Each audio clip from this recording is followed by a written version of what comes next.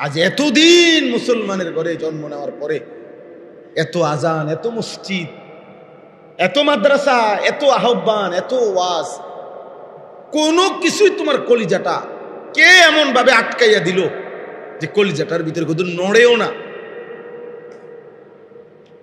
দিলটা একটু নড়েও না। বিষয়টা কি বুঝেন নাই কথা? 365 দিন, এক বছর একদিনও হালাল খায় না, প্রতিদিন ওজনে কম দেয়, কোনোদিনও 5 ওয়াক্ত নামাজ পড়ে না। এই ডাকাত, এই নিকৃষ্ট জানোয়ার, কত বড় জানোয়ার! বিষয়টা কি? এটা আল্লাহ কোরআন বলছে, ওয়ালাকিন কারিহাল্লাহু বিআসাহুম, আল্লাহই চায় না আল্লাহর পথে চলুক, আল্লাহ নিজেই আর চায় না। যা লাগবে না বান্দা,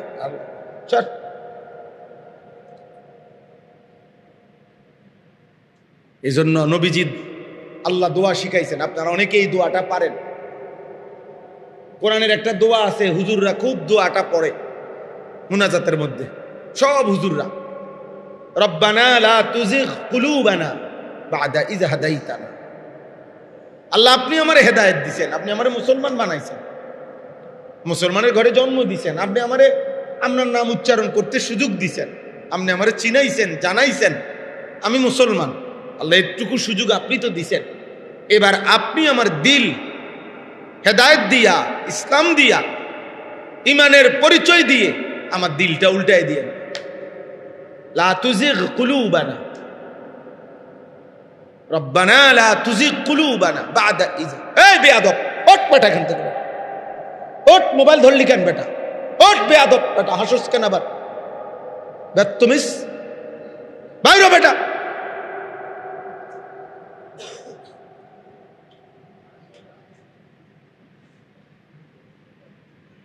বাধা দাও, তোমরা বাধা দাও, একজন আরেকজনকে বাধা দাও, শক্তভাবে বাধা দাও, তোমরা টিকবা না মিয়া।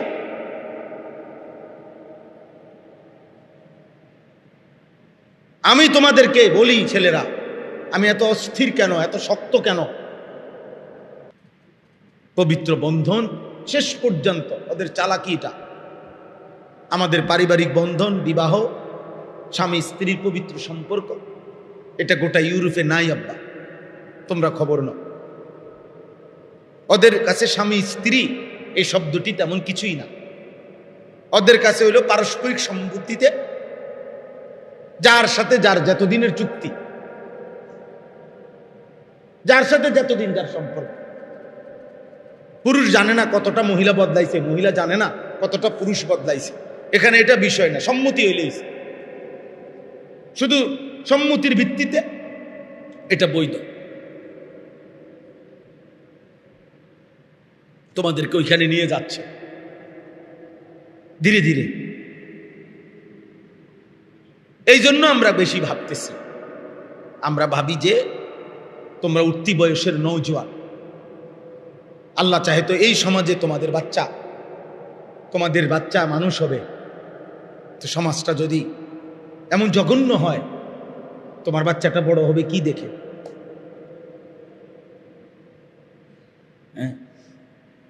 তোমার সমবয়সী তো তোমার স্ত্রী হবে, প্রত্যেক পুরুষের স্ত্রী গড়ে সচরাচর 8-10 বছর ব্যবধান হয় না ভাই? তাইলে আমার একটা ছেলে তোমাদের বয়স যদি হয় 18 বছর, তো আল্লাহ চাহে তো যে তোমার বিবি হবে এই সমাজে হই, যেখানেই হোক, সে বড় হইতেছে, আল্লাহই তো কুদরতি ভাবে, তো তার বয়স আছে এখন 10 বছর ধরে নাও, তো সে কি দেখে বড় হইতেছে? তুমি যদি সেদিন আখলাক চরিত্রবান নেককার নারী কেমনে পাইবা? তোমার এই অসৎ চরিত্র যদি হয় তোমার, তো তোমার স্ত্রী মিলবে কিভাবে সৎ চরিত্র? আর এখন তো তুমি এটা বুঝতেছো না, কারণ এখন তো তুমি অন্যের মহিলা দেখো মোবাইলে, যখন দেখবা তোমার বিবাহিত স্ত্রী অসৎ চরিত্রহীন, তখন তো সারা রাত কাইন্দা কুলাইতো না, তখন তো দিবানিশি কাইন্দাও। আল্লাহ মাফ করে দেন, আল্লাহ মাফ। আল্লাহ মাফ করে দেন। আমি বললাম ভাই, আমি সবার কথা বলি না, সবাই খারাপ হয়ে গেলে এতক্ষণ ইসরাফিল ফু দিয়া দিত। ভালো মানুষ আছে, এখনো আছে, কিন্তু দৃশ্যমান আমাদের চোখে দেখা, চারিদিকে আমরা সবাই মিলেই দেখতেছি অসভ্যতা, অস্থিরতা, বেহায়াপনা, গড়ে গড়ে অশান্তি দ্বিগুণ না শতগুণ বেড়ে গেছে। 400 কোটি টাকার মালিক এই মসজিদে বসে, আল্লাহর ঘরে বসে কোরআন সামনে বলতেছি, বেচারা বলতে হুজুর আমি 400 কোটি টাকার মালিক। 4 কোটি না বেটা, 400 কোটি টাকার মালিক। বাচ্চার মতো আমারে জড়ায় ধরে আলাদা কানছে, হুজুর আমি জানি প্রতিদিন আমার স্ত্রী, বিবাহিত স্ত্রী, সে জিনা করে অন্য পুরুষের সাথে, কিন্তু আমার ওই হিম্মত নাই, পরিবেশের পরিস্থিতিতে আমি এমন ভাবে বাঁধা, আমি যে বলবো তাকে বাধা দেব, আমার ওই সাহস।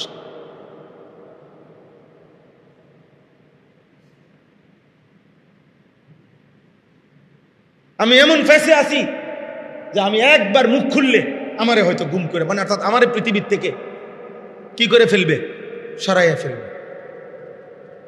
আমার টাকা, আমার গাড়ি, আমার বাড়ি, বাসা বাড়ি আমার, কিন্তু আমার অবর্তমানেই অন্য পুরুষ ঘরে ঢোকে। আচ্ছা, এই পুরুষটার আব্বা তোমরা বলো ভাই, এই পুরুষটার কলিজাটার কি অবস্থা? তার 24টা ঘন্টা কেমন কাটে? তার কলিজাটার মধ্যে কেমন আগুন জ্বলে ধাউ ধাউ করে?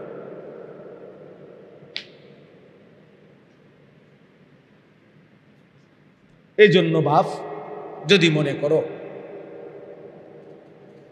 মোবাইলেই তোমাদের জীবনের শেষ ভালোবাসা, শেষ তৃপ্তি, তো ঠিক আছে আব্বা, চলো, অসুবিধা নেই, তোমার জন্য আমি আটকাবো না, আমার জন্য তুমি আটকাইবা না।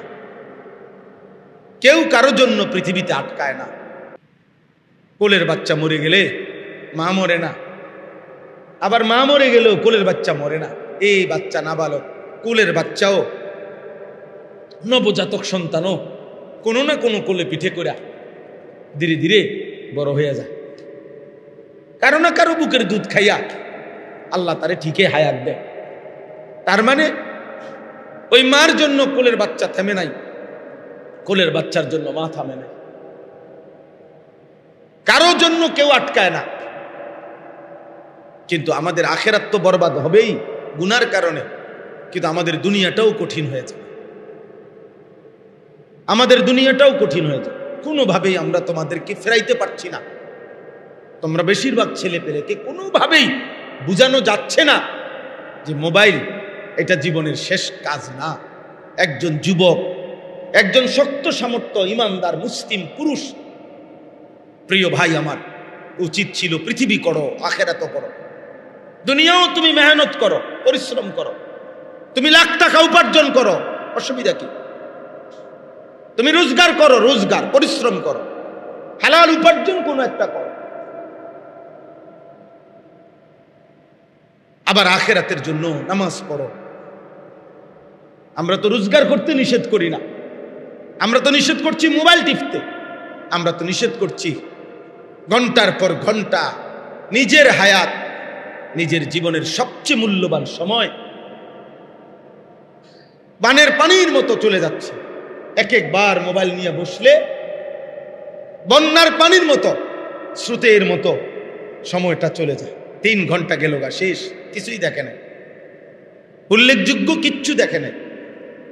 4 ঘন্টা নাই, 7 ঘন্টা নাই, শুইতে পড়ছে, ফজরে ভোর হয়ে গেছে, রাতের 5 ঘন্টা হয়তো মোবাইল দেখছে। কি দেখছে আব্বা?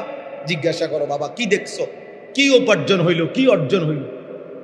নারী যে দেখছো, সেই নারীরও তো ভোগ করতে পারলা না, বিয়েও তো করতে পারলা না, নর্তকীরি দিয়া কিছু তো করতেই পারলা না, শুধু চোখের দেখা দেখে শরীরটাও নষ্ট করলা, যৌবনের সক্ষমতাটাও নষ্ট করলা,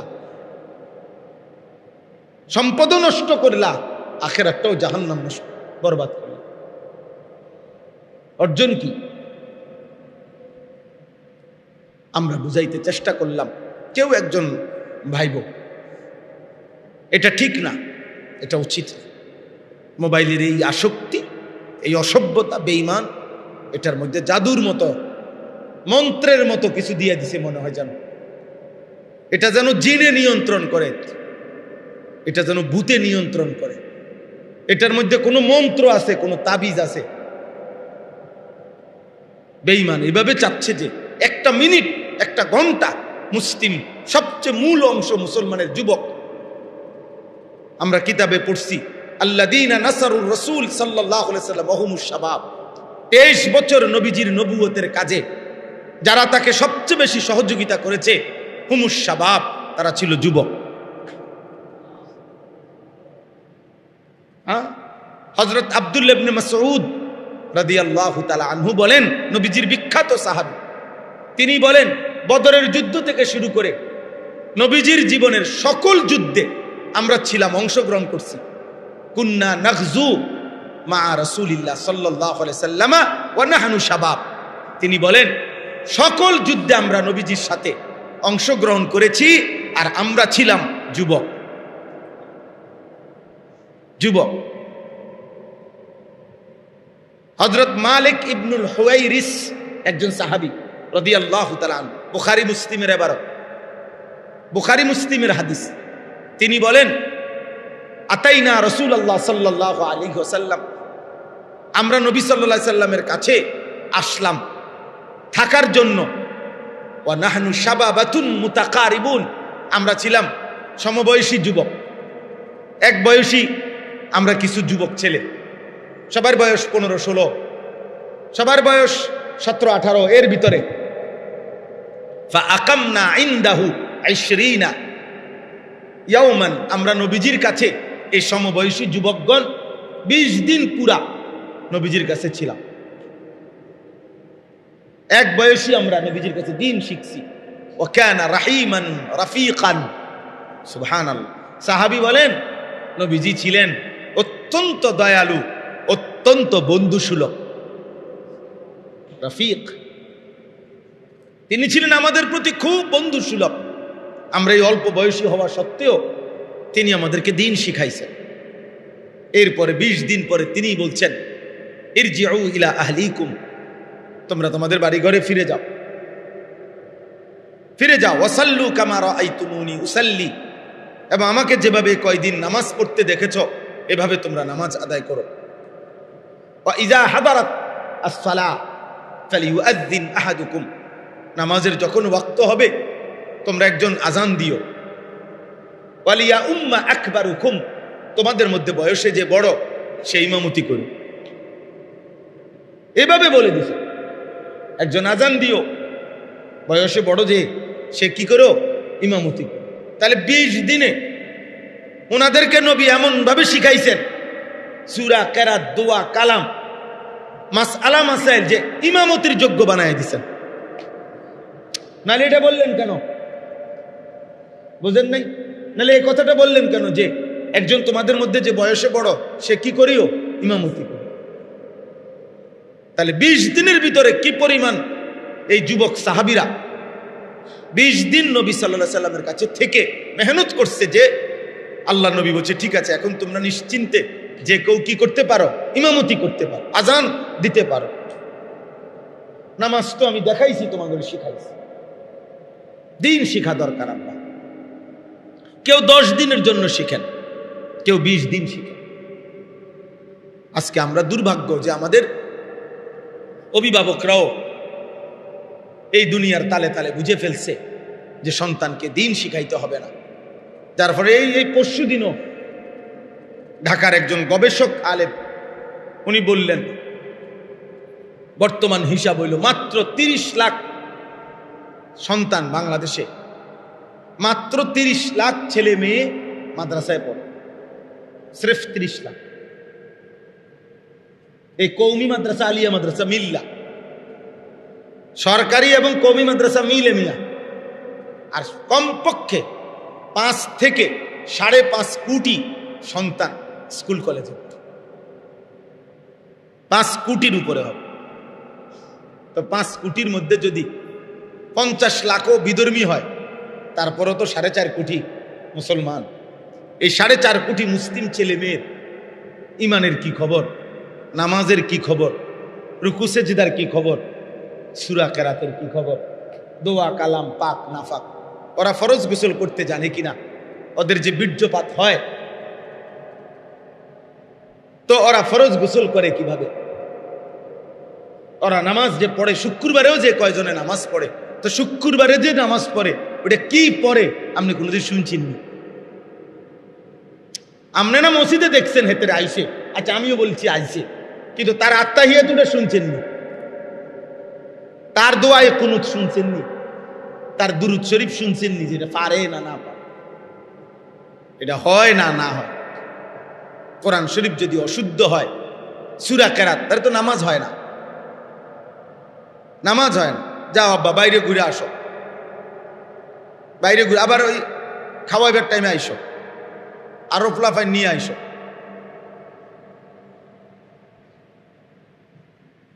হ্যাঁ, অনেকের আবার হিসাব হলো এটা, আরো আসবে, দেখবে ওদের হিসাব আছে। চলেন, তাইলে এটা জরুরি। আমাদের যে সন্তান 5 ওয়াক্ত নামাজ পড়ে না, যে কয়জন পড়ে জুমা জুমা শুধু শুক্রবার কি পড়ে, রুকুর তাসবিহ কি পড়ে, সেজদার তাসবিহ কি পড়ে, এটা কে শিখাবে এদেরকে? সুবহানা রাব্বিয়াল আ'লা কি পড়ে, সুবহানা রাব্বিয়াল আযীম শুদ্ধ না হইলে নামাজ হবে না। যার সূরা কেরাত অশুদ্ধ, খোদার কসম তার নামাজ হবে না, জওয়ান হোক বুড়া হোক। নামাজের মধ্যে কেরাত পড়া এটা একটা ফরজ, নামাজে কেরাত পড়া কি ফরজ, অতএব ফরজ ছুটে গেলে নামাজ হয় না। আর ভুল কোরআন শরীফ সূরা কেরাত এর দ্বারা নামাজ হবে। আপনি মনে করেন মোটামুটি কাছাকাছি, না না, মোটামুটি কাছাকাছি কিছু নেই। আপনারা আমি একটা উদাহরণ দিই, সবাই বুঝবেন। আমাদের এই ভারতীয় উপমহাদেশের একজন বুজুর্গ মহিউসুন্নাহ হযরত মাওলানা শাহ আবরারুল হক রাহমাতুল্লাহ আলাইহি, এই হুজুরের একটা উদাহরণ, ছোট্ট সহজ একটা উদাহরণ। উনি ছিলেন এমন একজন ব্যক্তি এই পৃথিবীতে যিনি সবচেয়ে বেশি কোরআনের মেহনত এই পৃথিবীতে করে গেছিলেন। সুন্নাতের মেহনত, কোরআনের মেহনত, কোরআন শরীফ শুদ্ধ করা, আজান শুদ্ধ করা, সুন্নত অনুসরণ করা, নবীজির খুব বহুত বড় বুজুর্গ ছিলেন। হিন্দুস্তানের, ভারতের একটি অঞ্চলের মানুষ তিনি ছিলেন, সারা পৃথিবী বিখ্যাত বুজুর্গ ছিলেন তিনি। তো উনি আমাদের বাংলাদেশ সফরে আসতেন।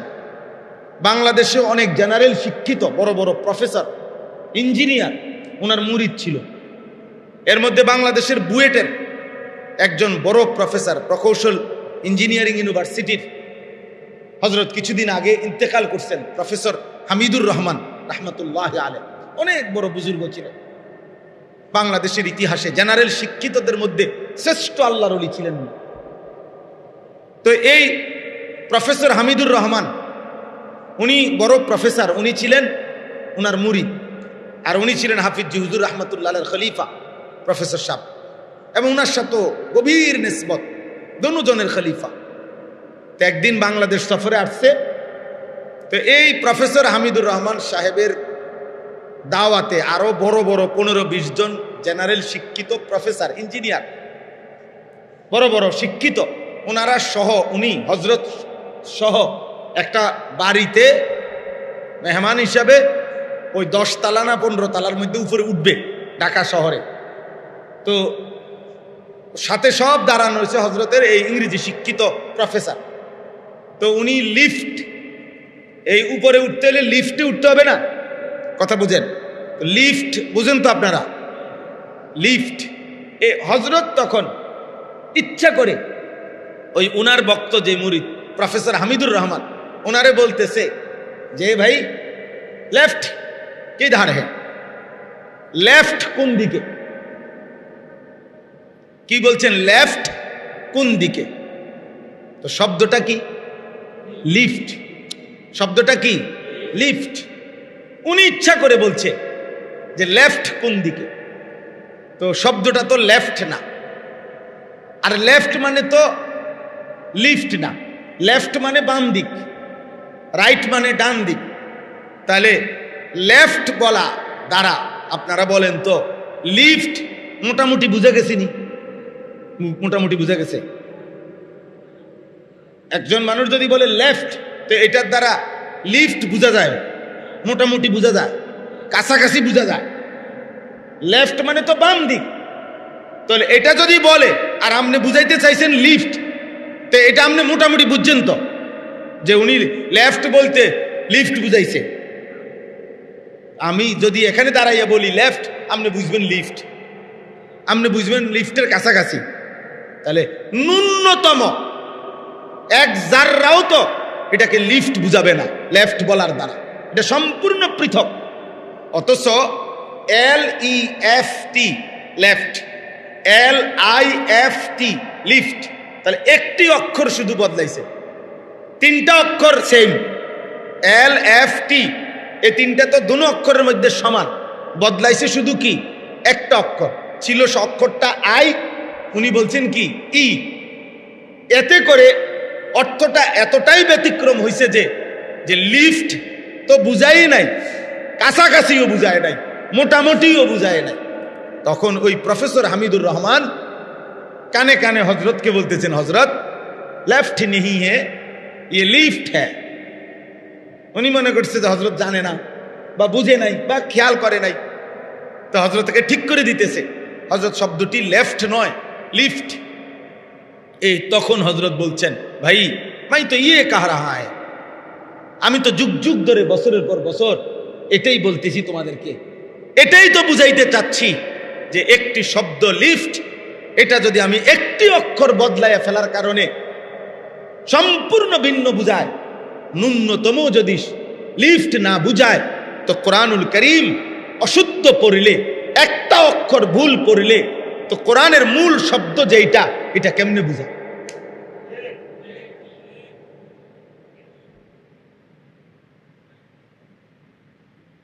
কেমনে বুঝায়? সেটা কোরআন হবে কিভাবে? আর এতে নামাজ হবে কিভাবে বলেন? ভেবে দেখেন, আমরা ভেবে দেখেন, একজনই ভাবে, একজনই বুঝতে চেষ্টা করে।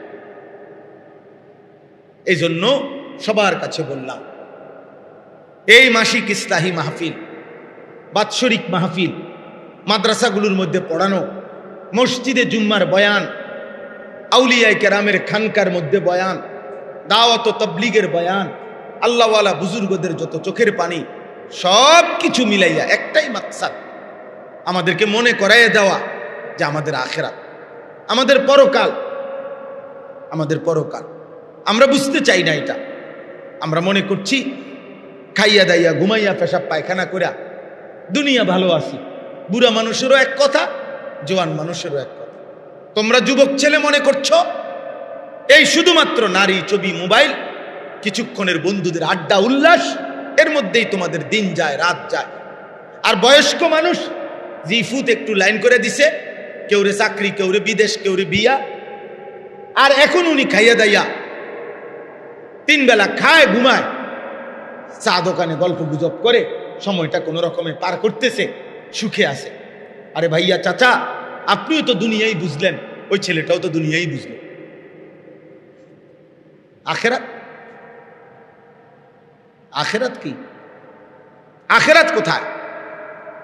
60 বছর 70 বছর বয়স, এই লম্বা হায়াতের মধ্যে এই পৃথিবীতে কত প্রয়োজন, গত 60 বছরে কত লক্ষ টাকা ওনার হাত দিয়ে উনি জমা করছে। কখনো বিদেশ পাঠাইছে, কখনো মেয়ে বিয়ে দিছে, কখনো বাড়িতে ঘর করছে, কখনো জমি কিনছে, কখনো সংসারের খরচ করছে, ফার্নিচার কিনছে, অলংকার কিনছে, আসবাবপত্র কিনছে। 60 বছরে এই হাতে কত লক্ষ কোটি টাকা জমা করছে, ব্যয় করছে।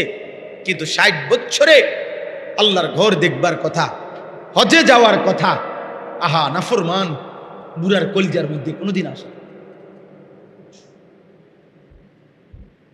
কোনদিন এ কথা মুখে মনে পড়ে নাই, আহা আমি আমার মালিকের ঘর দেখব কোন দিন, আমার রসুলের রওজা দেখব কোন দিন, আমার নবীর সামনে দাঁড়াবো কোন দিন, মদিনা যাব কোন দিন, কাবা দেখব কোন দিন? এ কথা মনেও আসে, এ কথা ভাবেও নাই। অথচ খোদার কসম, আল্লাহ নবী বলছেন সামর্থ্য থাকা সত্ত্বেও যে হজ করে নাই অথচ মরে গেল, আল্লাহ নবী বলছেন নিশ্চিত নিশ্চিত ওইটা ইহুদি মরলো অথবা খ্রিস্টান মরলো, মুসলমান মরে নাই। এটা বেঈমানের মৃত্যু হলো, বেঈমানের মৃত্যু হলো, বেঈমান। নবীজি বলছে এটা বেঈমান মরে গেল, মুসলমান মরে না। সামর্থ্যের একটা উদাহরণ বলি, আমি একটা উদাহরণ বলি মাহমুদ ভাই, আপনারা যে কয়জন বুঝেন, আমি দেরি করব না।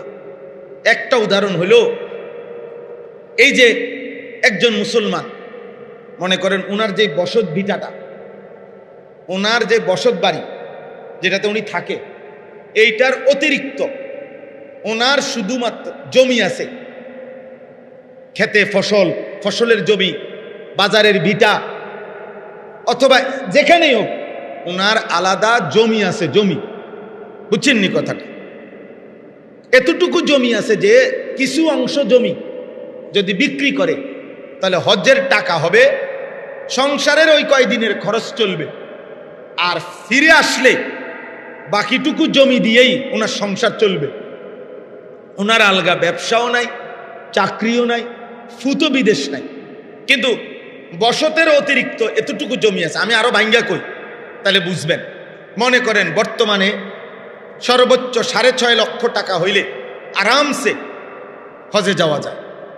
হজ্জের প্যাকেজ হইল 45 দিন সর্বোচ্চ, যাওয়া আসা থাকা মিলাইয়া, এর কমও হয়। 45 দিনের ভিসা দেয়, আর মানে প্যাকেজ বানা একটা, এর ভিতরে আপনাকে সফর করাইয়া কোম্পানি বাংলাদেশে আবার কি ফিরতি ফ্লাইট হবে, তাহলে 45 দিন 1.5 মাস। এই 1.5 মাসে সংসারে খরচ, মনে করেন আপনার বউ বাচ্চা জিফুতের ওষুধপত্র বাজার সদাই লাগবে আরো 1.5 লাখ, আমি ধরলাম আর কি। তাহলে 6.5 লাখ আর 1.5 লাখে কত, বুঝেন নাই কথা? 8 লাখ। এই 8 লক্ষ টাকা এবার হিসাব করেন যে এই বসতের অতিরিক্ত ওনার এতটুকু জমি আছে, যে জমি আপনার কিছু অংশ যদি বিক্রি করে তাহলে 8 লাখ টাকা হবে। 4 শতক জমি বেচছে 2 লাখ টাকা করে, 8 লাখ। 5 শতক জমি বেচছে আপনার 8 লাখ টাকা হয়ে গেছে, 10 লাখ টাকা হয়ে গেছে। 3 শতক জমি বিক্রি করছে, 3 তিরিকা 9 লাখ টাকার ব্যবস্থা হয়ে গেছে। আরো যে 10 শতক জমি আমি ধরছি, আরো 6 শতক আছে, 7 শতক আছে, উনি দেশে আইলে এটা দিয়েই ওনার সংসার চলবে। ওনার আর ব্যবসাও নাই, দোকানও নাই, ছেলেও বিদেশ নাই, আর কিছু নাই, বসত আছে আর এই জমিটা আছে। এই জমির কিছু অংশ বিক্রি করে যদি হজের টাকা হয়, বাকিটা দিয়ে যদি সংসার চলে, তার খোদার কসম, আল্লাহর ঘর মসজিদে বসে বলতেছি, এই মুসলমানের উপরে হজ 100 ফরজ ফরজ ফরজ। এই মুসলমান বুড়া যদি মরে যায় হজ না করে, তো আল্লাহর নবী বলছে এটা ইহুদি মরছে নয়তো খ্রিস্টান মরছে। এখন বলেন কি পরিমাণ মুসলমানের উপরে হজ ফরজ বাই কর? জমি নাই, কথা বলে না। কিছু অংশ জমি বিক্রি করলে হজের টাকা হবে এমন মুসলমান নাই। কই, কোন দিন করবে? বুড়া মিয়াদি সাদওয়ারে বইয়া গপ মারে, হ্যাঁ, লম্বা লম্বা কথা কয়,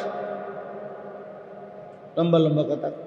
সাদওয়ান থেকে হুজুর আরে বেহেস্ত ফাটায়, দোজখে ফাটায়, উনি হেনতে ফয়সালা দেয়। ওই হুজুরের ইমান আছে, ওই হুজুরের ইমান নাই। হ্যাঁ, সিদ্ধান্ত দেয়, মেন ফতুয়া অফিসটা হইলো, ফতুয়া বিভাগটা হইলো সাদোকান, ওইখান থেকে ফতুয়া দেয়। ওনে অমুকের আকিদা বালা না, অমুকের বালা, এবারটা বুঝছে, বুঝেন নাই কথা? আফসুস না? এই কথা চিন্তা করিলে কত বেশি মুসলমানের উপরে হজ ফরজ। হজ, অথচ ব্যবসা আছে, অথচ 30 শতক জমি আছে, 50 শতক জমি আছে, একটা কোনা বেচলে এরকম 10 বার হজ করতে পারবে, এমনও মানুষ আছে। এজন্য মনে রাখবেন, এটা বিস্তারিত বলা এই সময়ে সম্ভব না, বাকি এতটুকু মনে রাখবেন, যে মনে রাখেন রাখেন। যাকাত এটার মাসআলা পৃথক, হজ এটার মাসআলা পৃথক। কোরবানি এটার মাসআলা পৃথক, সাদাকাতুল ফিতির মানে ফিতরা ওই যে রমজানের শেষে দেয়, এটার মাসআলা পৃথক। সবগুলোই অর্থ সম্পর্কিত, টাকা সম্পদ, কিন্তু হিসাব ভিন্ন ভিন্ন। চারোটা আপনি এক আইটেমের না, একরকম না, একরকম না। কোরবানির 3 দিন, এবছর 28 তারিখ কোরবানি ইনশাআল্লাহ, তো ধরে নেন এই কোরবানির 3 দিন কারো কাছে যেই উপার্জন করে, যেই পুরুষ কিংবা নারীর কাছে 52.5 বড়ি রূপার সমপরিমাণ টাকা সম্পদ অতিরিক্ত আছে, তার উপরেই কোরবানি ওয়াজিব। 52.5 বড়ি রূপার দাম আজকের হিসাবে, এখনকার হিসাবে, বছরের হিসাবে 1,89,000 না 79,000, 1,79,000। আরেকটা হিসাব হলো 1,90,000, মানে 3600 টাকা বড়ি অথবা 3400 টাকা বড়ি হিসাবে।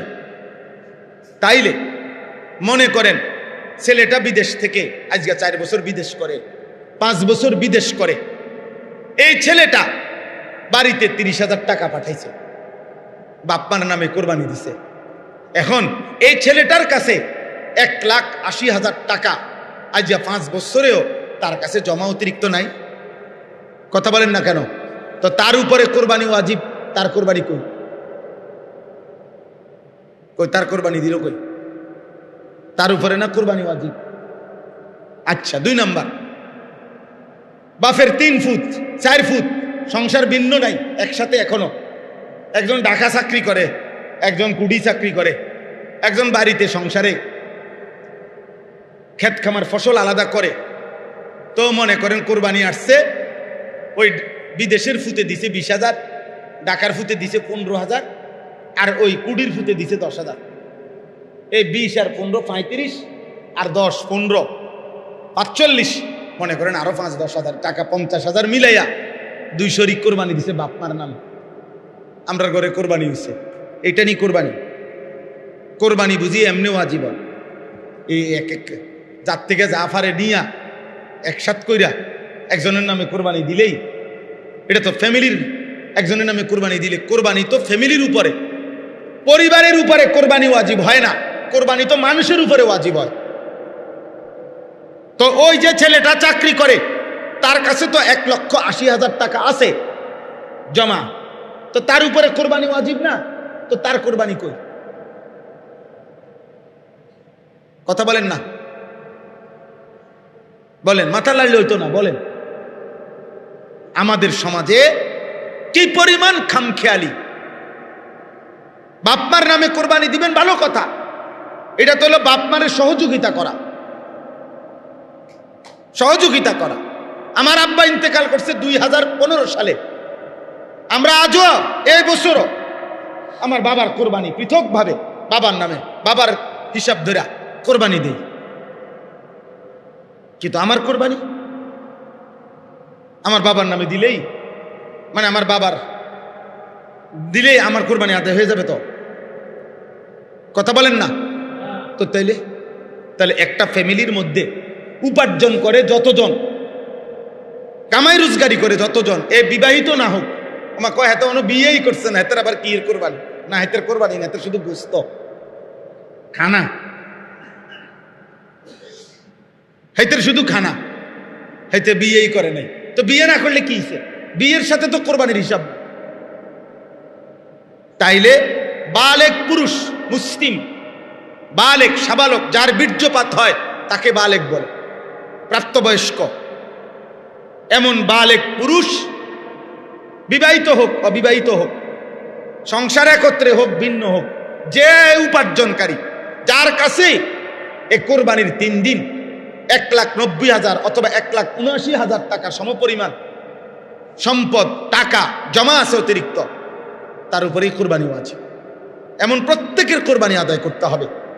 যদি না আদায় করে, আল্লাহ নবী বলছে ওই নাফরমানকে বইল আমাদের মুসলমানের ঈদগাহে যেন না আসো। আরে বইল মুসলমানের সমাজ সমাজে তুমি আইসো না, তুমি যাও, তুমি আলাদা থাকো। ফালা ইয়াকরাবান্না মুসাল্লান। আর সওয়াব কি? দিলে কুরবানির সওয়াব কি? সুবহানাল্লাহ। নবীজি বলছে, একটা সওয়াব শুনেন, নবীজি ফাতেমাকে বলছে, ওনার মেয়ে ফাতেমা, এখন তোমার প্রাণীটা জবাই হবে, কোরবানি হবে। ফাতেমাকে বলছে নবীজি একদিন, হযরতে ফাতেমাকে বলছে, ফাতেমা কুমি ইলা উদহিয়াতিক, তোমার প্রাণী এখন কোরবানি হবে, তুমি দাঁড়াও পর্দার আড়ালে, তুমি দাঁড়াও। ওয়াশহাদিহা, এবং দেখো, তুমি আড়াল থেকে, পর্দার আড়াল থেকে দেখো।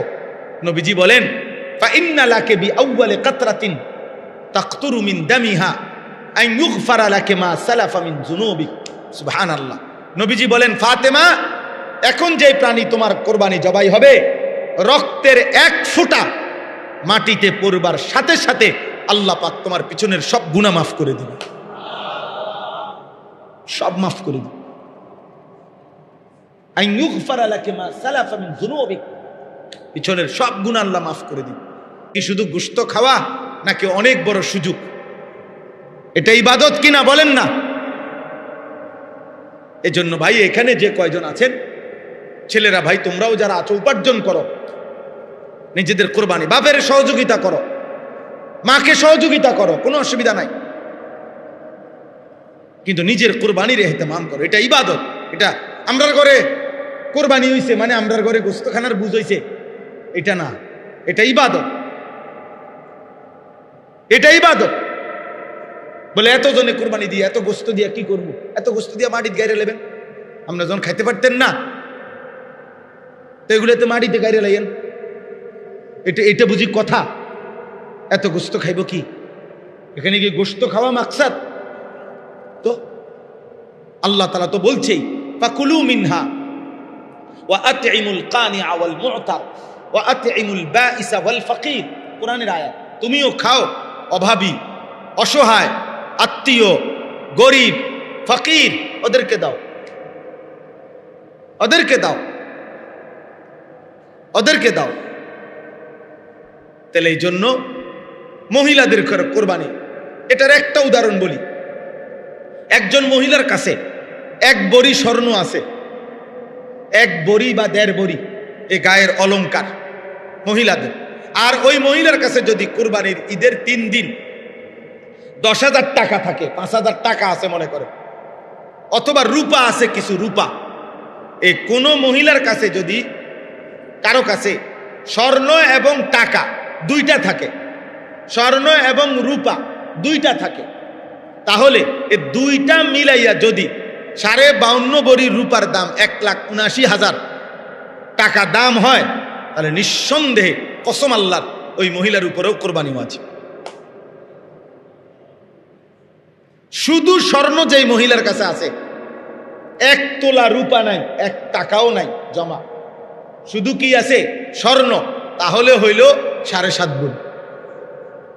কিন্তু স্বর্ণ আছে, টাকাও আছে। ইদানিং কালে সমস্ত মহিলার কাছে, বিবাহিত মহিলাদের সবার কাছে গহনাও আছে, টাকাও আছে। আগে এগুলো কম থাকতো, আগের বেডিদের কাছে টাকা কম থাকতো, পুরুষরা আগে মহিলাদের কাছে টাকা তেমন দিত না। আর এখন মহিলার কাছে থেকে টাকা জমা রাখে, তাইকে এবাড়ির থেকে নিয়ে নিয়ে বেটা খরচ করে। মহিলাই হইল এটিএম বুথ, এখান থেকে ফাঁস হইলে এরপরে খরচ। আমরা জানি না, আমরা তো এই দেশেই থাকি, আমরা কি চিড়া খাই? বুঝেন নাই আপনি কথাটা? তাইলে মহিলাদের কাছে মহিলার স্বামী দিছে, ছেলে দিছে, বাবা দিছে, ভাই দিছে, এমন জমা টাকা আছে। তো ঈদের 3 দিনের কাছে ওনার কাছে কি আছে? 1 বড়ি গহনাও আছে, আবার কি আছে? 10,000 5,000 টাকাও জমা আছে ওনার। তাহলে এই মহিলার উপরে নিঃসন্দেহে কোরবানি ওয়াজিব। মহিলা কোরবানি দিতে হবে মহিলার, কারণ 1 বড়ি স্বর্ণের দামে তো হইল 2 লাখ টাকার উপরে।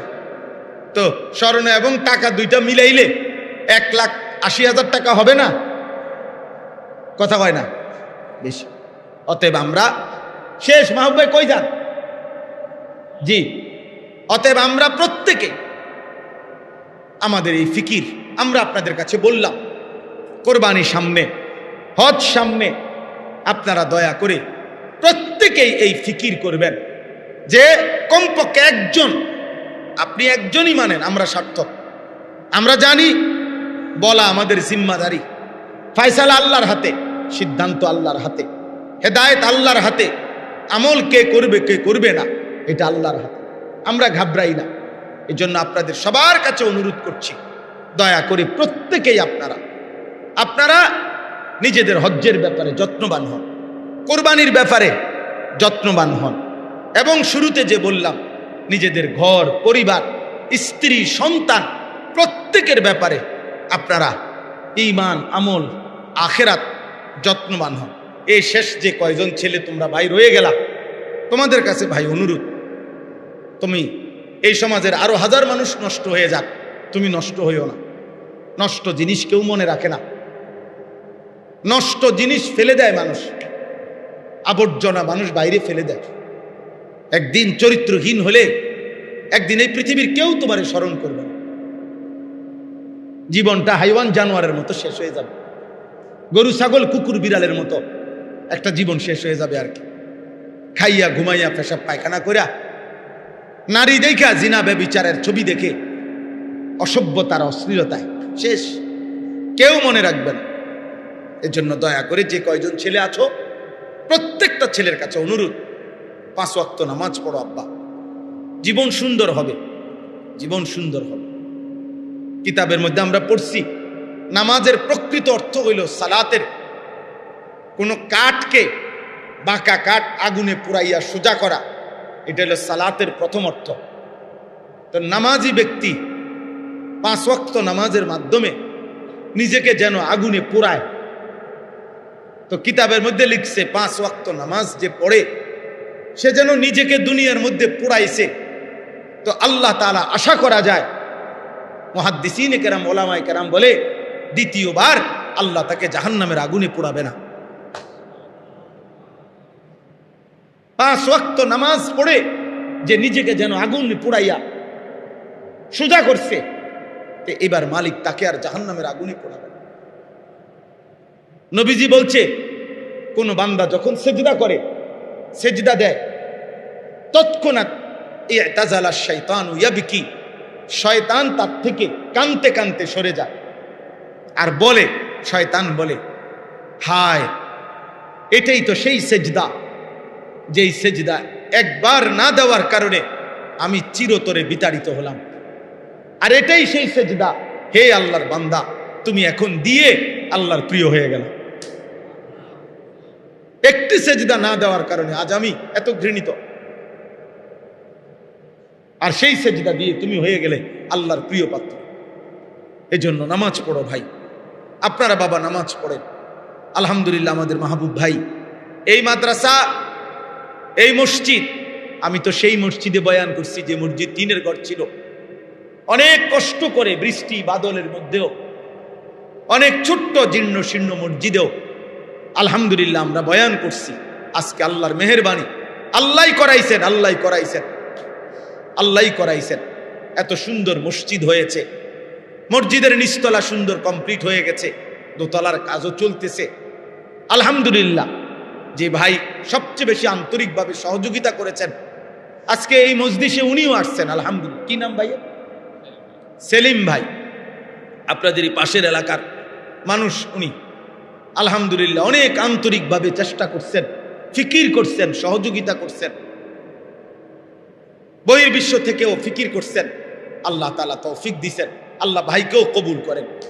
আপনাদের সবার কাছে আমার অনুরোধ, মসজিদের একটা আবদার, আপনাদের সবার কাছে, এই যে কয়জন আছেন ছেলেরা বাবারা, মসজিদকে ভালোবাসবেন। কোরআনুল কারীমে প্রত্যেক পাপীকে আল্লাহ বলছে লা ইয়াকিলুন, ব্যাককল, আকল নাই, লা ইয়াফকাহুন, কিছুই বুঝে না, বেওকুফ, লা ইয়াকিলুন, তার কোনো আকল নাই, লা ইয়ালামুন, কিছুই জানে না। এই শব্দগুলো আল্লাহ তাআলা কোরআনে পাপীদের জন্য ব্যবহার করছে, কয়েকটা শব্দ। কখনো বলছেন লা ইয়ালামুন, সে কিছুই জানে না, কখনো বলছে লা ইয়াফকাহুন, সে কিছুই বুঝে না, কখনো বলছে লা ইয়াকিলুন, তার আকলে কিছুই ধরে না। এই শব্দগুলো পাপীদের ক্ষেত্রে, আমি কিংবা আপনি জওয়ান কিংবা বুড়ো কোনোভাবেই পাপী চালাক হয় না, নাফরমান চালাক হয়, নাফরমান চালাক হয় না। তো বলতেছিলাম মসজিদের আদব অনেক বেশি, মসজিদের প্রতি ভালোবাসা অনেক বেশি, অনেক বড় বরকতের বিষয়। আল্লাহ তাআলা কোরআনুল কারীমে এটা ঈমানের চিহ্ন বলছে। আর মসজিদের যে বাধা দেয়, আল্লাহর কোনো বান্দাকে মসজিদে আসতে বাধা দেয়, আল্লাহ কোরআনে বলছে সে হচ্ছে সবচেয়ে বড় জালেম। কোরআন শরীফের আয়াত, ওয়ামান আযলামু মিম্মান মানাআ মাসাজিদ আল্লাহ, তার চাইতে বড় জালেম আর কেউ হইতে পারে না। আল্লাহ বলছে যে কাউকে মসজিদে আসতে কি দেয়, বাধা দেয়, সে সবচেয়ে বড় জালেম, পাপী, নিকৃষ্ট জালিম। এজন্য এক বন্ধু যদি আরেক বন্ধুকে নামাজের জন্য বাধা দেয়, সে ছেলেটা হয়তো একবার বলছিল যে চল মসজিদে যাই নামাজ পড়ব, তো 3-4টা দুষ্ট শয়তান বন্ধু মিলে ওকে ধমক দিয়া, এই বেটা নামাজ পড়ে, একবার উল্টে এলে এবার নামাজ পড়া, চিনি না আপনি কেমন নামাজি, হ্যাঁ, এই বেচারারে এমন ভাবে লজ্জা দিছে যে সে হঠাৎ বাবা চাকা খাইয়া আর আসে নাই। আসতে চাইছিল, কিন্তু বন্ধু নামের এই শয়তান তারে আল্লাহর ঘর থেকে কি করছে, বাধা দিছে। আল্লাহ তাআলা বলছে সে নিশ্চিত মনে রেখো সে সবচেয়ে বড় জালেম। এবং কোরআনুল কারীমের মধ্যে কথা স্পষ্ট আছে, যে জালেম হয় আল্লাহ বলছেন এই জালেম জুলুমকারী, এটা এমন পাপ, এই পাপীর প্রতিশোধ আমি আল্লাহ নিজে নেব, আমি তার প্রতিশোধ নেব। ইন্না মিনাল মুজরিমিনা মুনতাকিমুন, এটা কোরআন শরীফের আয়াত। নিশ্চয়ই আমি আল্লাহ এই জুলুমকারী পাপী থেকে প্রতিশোধ নেব, আমি তার প্রতিশোধ নেব। প্রিয় ভাই, কোনোদিন তোমার নামাজ পড়তে মন না চায় না, মসজিদে আসতেই মন চায় না, এইটাই স্পষ্ট, এটাই আল্লাহর প্রতিশোধ। আল্লাহ তোমার মুসলমানের ঘরে জন্ম দিও মসজিদমুখী করলো, আখেরাতের কথা মনে করে না, তোমার জন্তু জানোয়ারের মতো শুধু খাওয়ায়, হাইওয়ানের মতো। এটাই স্পষ্ট প্রমাণ যে এটাই প্রতিশোধ, এটাই আযাব, এটাই শাস্তি। আযাব শুধু থাপ্পড় দিছে এটা না, কোন মানুষ মুসলিম অথচ আল্লাহকে মানার সুযোগ পাচ্ছে না, ইবাদত করার সুযোগই হচ্ছে না তার, এটাই তার উপরে আল্লাহর সবচেয়ে বড় লানত, আযাব, প্রতিশোধ। এর চাইতে বড় প্রতিশোধ আর কি হইতে পারে? কোরআনুল কারীমে আছে, নবীজিকে আল্লাহ বলছে বন্ধু মনের ইচ্ছে মতো যে চলে, একদিন আমি তাকে পথভ্রষ্ট করে দেব। অনেক দিন আমি দেখি, কোনোদিন আমি আল্লাহ চাইলে এবার আমি আল্লাহই তাকে পথ হারা করে দেব, আর কোনোদিন সে পথ পায় না।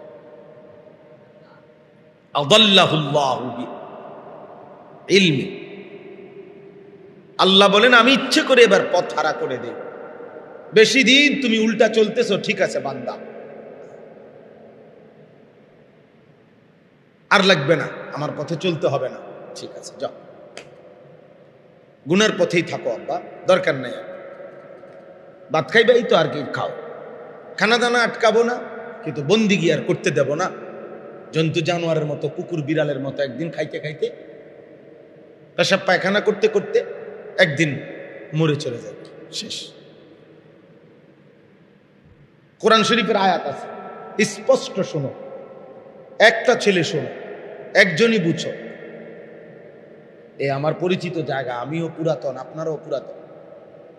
আশ্চর্য আয়াত আছে কোরআন, ওয়ালাউ আরাদাল্লাহুল খুরুজা ওয়ালাউ আরাদুল খুরুজা লাআদ্দু লাহু উদ্দা। আল্লাহ তাআলা বলেন মুনাফিকদের ব্যাপারে, যে যদি মুনাফিকরা আসলেই আমি আল্লাহর পথে বের হতে চাইতো, আমার পথে চলতে চাইতো, তাইলে তো তারা আমার পথে চলার জন্য প্রস্তুতিই নিত। নামাজের ওয়াক্ত হইছে, ওযুই করেন। নামাজের ওয়াক্ত হইছে, ঘুমের থেকেই ওঠেন। মুসলমান কোরআন শরীফ শিখার কোনো প্রয়োজনই বোধ করে না। মুসলমান মহিলার পর্দার কোনো মানসিকতাই নেই। তো আল্লাহ বলেন, যদি সে আমি আল্লাহর পথে চলতেই চাইতো, তাহলে তো কিছু না কিছু কি নিত, প্রস্তুতি নিত। তার নিজের যেদূর সামর্থ্য আছে এদূর চেষ্টা তো করত। এরপরে আল্লাহ বলেন, এমন নাফরমান যার মধ্যে কোনো ইমানের, আমলের, নেক কাজের কোনো প্রস্তুতি নাই, ফিকিরে নাই। কেন নাই? আশ্চর্য কথা হলো, কোরআনে আল্লাহ বলেন, ওয়ালাকিন কারিহাল্লাহুম বিআসাহুম, আল্লাহর পথে তারা চলুক, আল্লাহরে মানুক। খোদার কসম, আল্লাহ নিজে বলতেছে, আল্লাহ তাদের এটা চায় না, আল্লাহই চায় না। যা নাফরমান, তোরে জানোয়ারের মতো খাওয়াবো, তোরে আমার সেজদা দিতে হবে না, যা।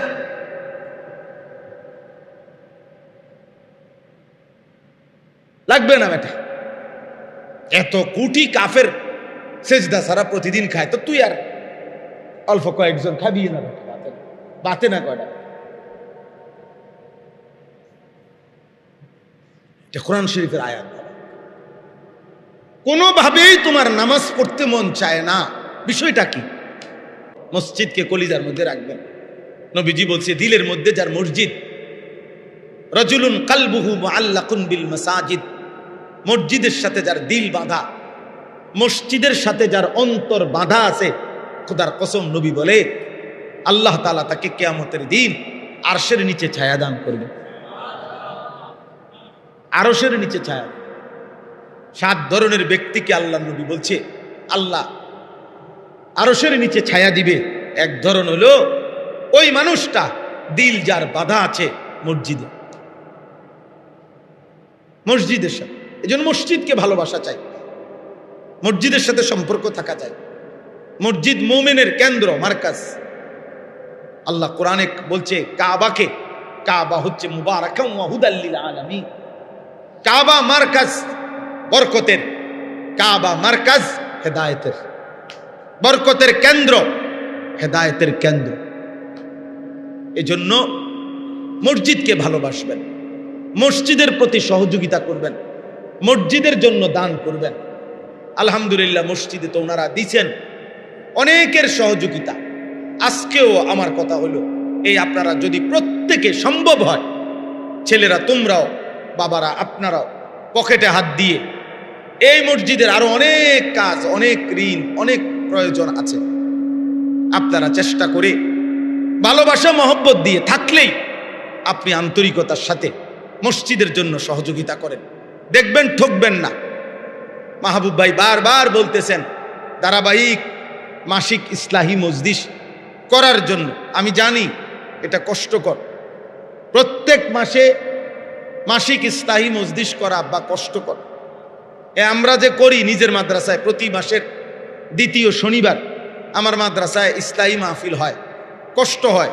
প্রতি মাসে মেহমানদারি করা, ওলামায়ে কেরামকে দাওয়াত দেওয়া, যথোপযুক্ত ইন্তজাম করা, কষ্ট হয়। কিন্তু এরপরেও মানুষের কল্যাণে সব সময় চালু রাখতে চেষ্টা করছি। এ সুখে দুঃখে অভাবে সব সময় চেষ্টা করি যে চালু থাকুক, আল্লাহর বান্দা পড়ুক, শুনুক, আল্লাহর কথা শুনুক।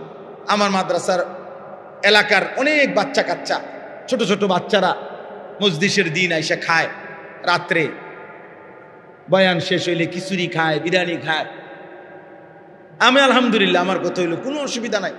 আমরা বলছি, ধমক দেই, এটা সেটা বলি, মূল মাকসাদ তো হইলো ফিরানো না। আল্লাহর বান্দার আল্লাহর দেওয়া রিজিক খাবে, কোনো মানা নাই। কিন্তু আবা আল্লাহকে না বলা, আল্লাহকে না বলা, ভাত মাছ বিরিয়ানি দালান বিল্ডিং তো কেমন কিছুই না। এ তো আল্লাহ জন্তু জানোয়ারকেও দুনিয়া ভোগ করা, কাফের বেঈমানকেও ভোগ করা। এই জন্য আপনারা প্রত্যেকের কাছে অনুরোধ, ভাইয়া তোমরা ছেলেরাও মসজিদের সাথে সম্পর্ক বাড়াও, 5 ওয়াক্ত নামাজ পড়ো, ফজরের নামাজ কষ্ট করে পড়ো, মোবাইলে অ্যালার্ম দাও, অ্যালার্ম ঘড়ি কেনো, এক বন্ধু আরেক বন্ধুর সাথে সম্পর্ক করে একজন আরেকজনের সাথে মিলাইয়া বলো যে ভাই তুমি আমারে উঠাইয়া দিও, তুমি আগে উঠলে কল দিও, তুমি তারে কল দাও, সে তোমাকে কল দাও। একজন আরেকজনের নেক কাজে সহযোগিতা কর। বন্ধু মানেই তো ভালো কাজের সঙ্গী। বন্ধু এই শব্দটা তো গুণের জন্য আসে না। বন্ধু মানে অকল্যাণ করবে, তো সে বন্ধু কিসের? যে কাউকে নারী দেখায়, খোদার কসম, এটা তো বন্ধু না। যে তারে মদের আড্ডায়, জুয়ার আড্ডায়, নারীর আড্ডায়, জিনার আড্ডায়, বেবিচারের আড্ডায়, খেল তামাশায় নিয়ে যায়, ওইটা বন্ধু হইতে পারে না, ওইটা শয়তান। ওইটা শয়তান। বন্ধু মানে তো কল্যাণকাম। বন্ধু মানে তো উপকার করবে। যে কাউকে নারী দেখানো এটা কল্যাণ, কাউকে ছবি দেখানো এটা কল্যাণ, কাউকে মদের আড্ডা জুয়ার আড্ডায় নেওয়া এটা কল্যাণ। তাহলে সে বন্ধু কিসের আবার? বন্ধু তো কল্যাণকামী হয়, বন্ধু তো হিতাকাঙ্ক্ষী, বন্ধু তো হিতাকাঙ্ক্ষী। অতএব আমরা প্রত্যেকে ইনশাআল্লাহ মসজিদের সাথে সম্পর্ক করব, ঠিক আছে? ইনশাআল্লাহ চেষ্টা করবেন তো ইনশাআল্লাহ। আল্লাহ তাআলা আপনাদের সবাইকে তৌফিক দান করেন। সবাই পকেটে হাত দেন, দেখেন যদি থাকে পকেটে মসজিদের জন্য সহযোগিতা করেন। কেউ যদি বলেন পরে দিবেন, যে হুজুর ইনশাআল্লাহ আমি নিয়ত করলাম 5,000 টাকা দেব, 10,000 টাকা দেব, তাও দিয়েন। 1 টাকাই দিলেন, 100 টাকাই দিলেন, 1000 টাকাই দিলেন, 200 টাকাই দিলেন, 50 টাকাই দিলেন, দেখা গেছে এতে আপনি অংশীদার থাকলেন। আপনার নাম সবার নাম নেওয়া দরকার নাই। আরশে আজিমের মালিক আল্লাহ। 10 টাকা দানকারীরও আল্লাহ দেখে না? কথা বলেন, আল্লাহ দেখে কিনা? আল্লাহ তাআলা তৌফিক দান করেন। মাদ্রাসার একজন ছাত্র বা একজন উস্তাদ উঠেন, উঠে হাতে হাতে নেন। একজন উস্তাদ উঠেন, দেন বাবা, প্রত্যেকে যার কাছে আছে তিনিই দেন, না থাকলে দিয়েন না, কোনো অসুবিধা নেই, কোনো সমস্যা নেই।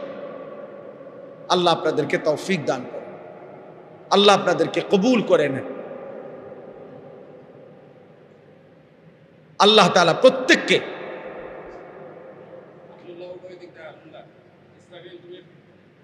اللهم صل على محمد وعلى آل محمد كما صليت على إبراهيم মাশাআল্লাহ। বাসির ভাই আল্লাহ কবুল করেন। 5,000 টাকা দিয়েছেন, মাশাআল্লাহ। আরো একজন 500 টাকা দিয়েছেন, আল্লাহ কবুল করেন। আলহামদুলিল্লাহ, আলহামদুলিল্লাহ।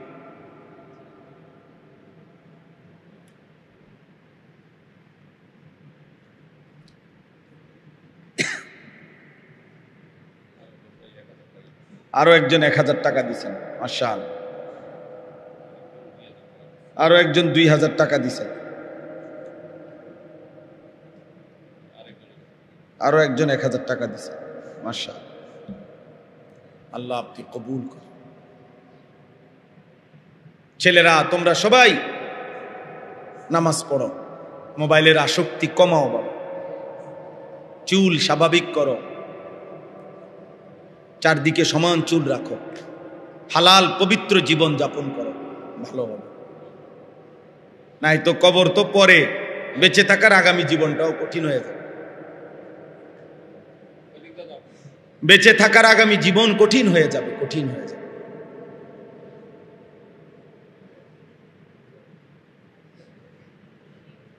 আল্লাহ আমাদেরকে হেফাজত করে।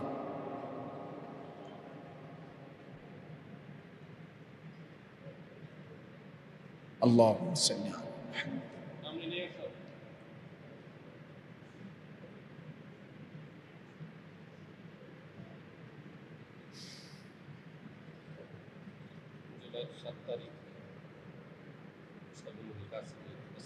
মাশাআল্লাহ, জুলাই মাসের 7 তারিখ সামনের ইসলাহি মজলিস আমার পরম শ্রদ্ধেয় শায়েখ আরিফ বিল্লাহ হাকিমুন নফস আল্লামা মুফতি মুশতাকুন নবী কাসিমি হযরত ইনশাআল্লাহ আসবেন এখানে।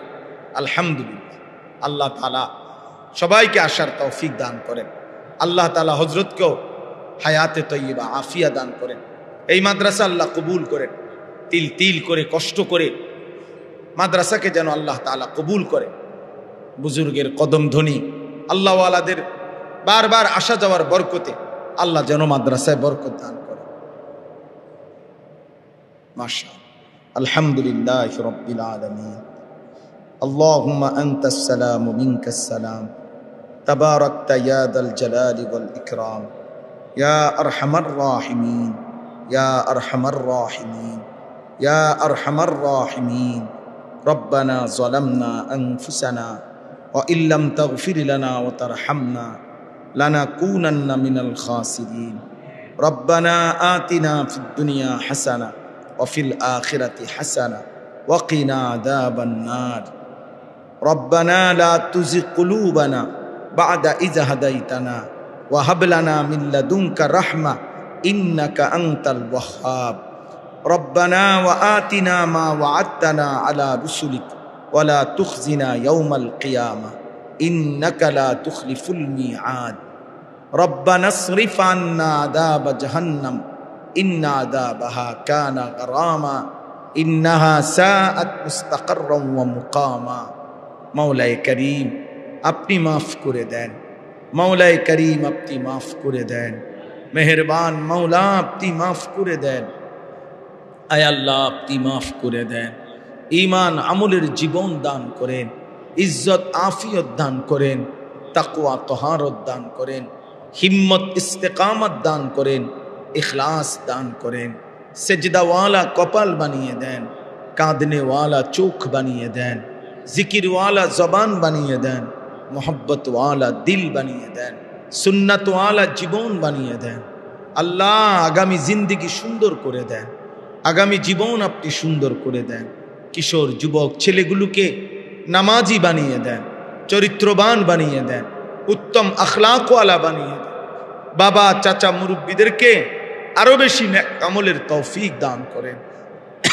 আল্লাহ, আমাদের সমস্ত কবরবাসীদেরকে মাফ করে দেন, সমস্ত কবরবাসীদেরকে মাফ করে দেন। কিয়ামত পর্যন্ত কবরের আযাব মাফ করে দেন।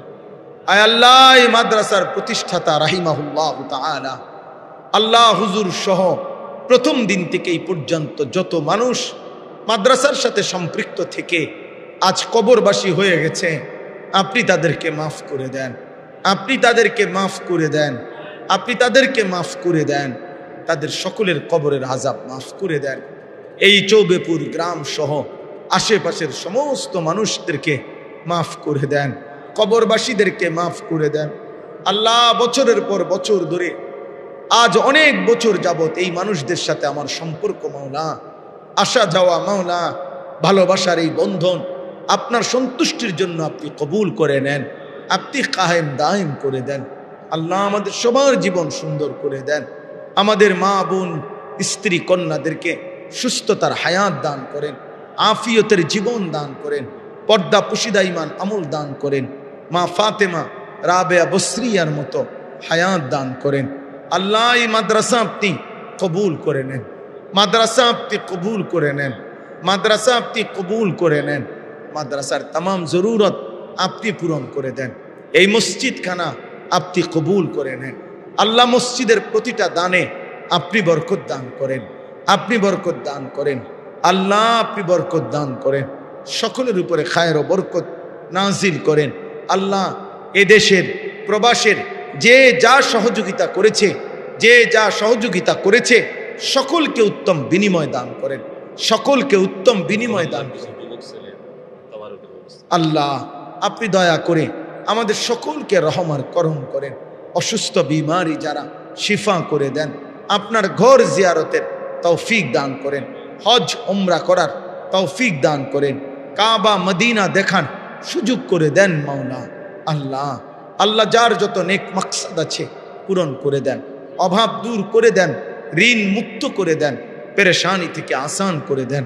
আল্লাহ, আজকের এই ইসলাহি মজলিস আপনি কবুল করে নেন, আপনি কবুল করে নেন। আল্লাহ, মহল্লার কয়েকজন যুবক নওজোয়ান ভাই বাবা হিম্মত করে আল্লাহ মাহফিলের এই ইন্তজামে আজকের এই মেহমানদারির ইন্তজাম করেছে। আল্লাহ, এদেরকে কবুল করে নেন, এদের দান সাদাকায় কবুল করে নেন, এদের হায়াতে বরকত দান করেন, এদের খানদানকে মাফ করে দেন। আল্লাহ, আমাদের সবাইকে ঈমান আমল দান করেন, ঈমান আমল দান করেন। রব্বির হামহুমা কামা রব্বায়ানি সগীরা। সুবহানা রাব্বিকা রব্বিল ইজ্জাতি আম্মা ইয়াসিফুন ওয়া সালামুন আলাল মুরসালিন আলহামদুলিল্লাহ। প্রিয় ভাই, সবার কাছে বলি, আব্বা যেমনে বলে অমনে শুইনো, খাবার দাবার একটু মেহমানদারির জন্য